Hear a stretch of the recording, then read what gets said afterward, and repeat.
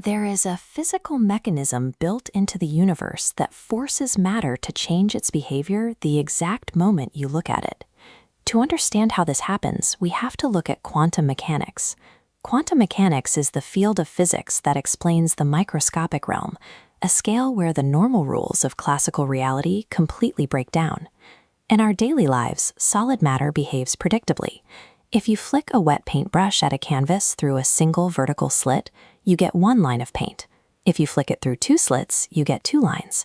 If we shrink down and fire solid electrons through two slits, they should travel like tiny bullets and form two distinct bands on the screen. This matches our everyday experience. In the macroscopic world, solid objects possess definitive fixed properties and travel in predictable physical trajectories.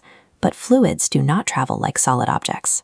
A wave hitting a double slit splits into two ripples that crash together, forming an interference pattern. Overlapping waves cancel out in valleys and reinforce at peaks. On the back wall, they create alternating bright and dark bands, resembling a barcode. This gives us a strict experimental rule. If an object creates two distinct lines, it is a solid particle. If it creates a multi-banded pattern, it is a fluid wave. In the 1920s, physicists decided to test these rules on the microscopic building blocks of matter. They fired subatomic particles, electrons, at a double slit. Because an electron is a piece of solid matter with mass, the strict expectation was that they would hit the back wall and form two lines. But they didn't. As the individual electrons struck the detector, their impact points steadily accumulated into a multi-banded interference pattern. The electrons were behaving like a wave. Physicists call this wave-particle duality. This is the principle that quantum objects inherently possess the characteristics of both a solid, discrete particle and a continuous, fluid wave. At the microscopic level, the fundamental building blocks of our universe completely defy our definition of what a solid object is supposed to be. To make sense of this, scientists looked for a physical explanation. They hypothesized that a stream of electrons might simply be ricocheting off one another in midair to create the wave-like impacts. To eliminate that variable, they calibrated the machine to slow down.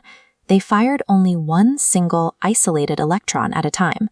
Over time, the isolated impacts accumulated on the back wall, and the exact same multi-banded interference pattern appeared. The mechanics become impossible. A single electron must be dissolving, traveling through both slits simultaneously, and crashing into itself before hitting the wall. This state is known as superposition.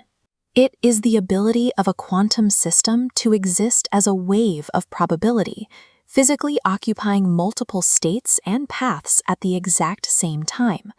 Before it hits the back wall, the electron does not exist in a specific fixed location. It exists everywhere it could possibly be, simultaneously. Unable to accept that a single piece of matter could take two paths at once, physicists added a tiny detector to the slits. They wanted to catch the electron in the act of choosing a path.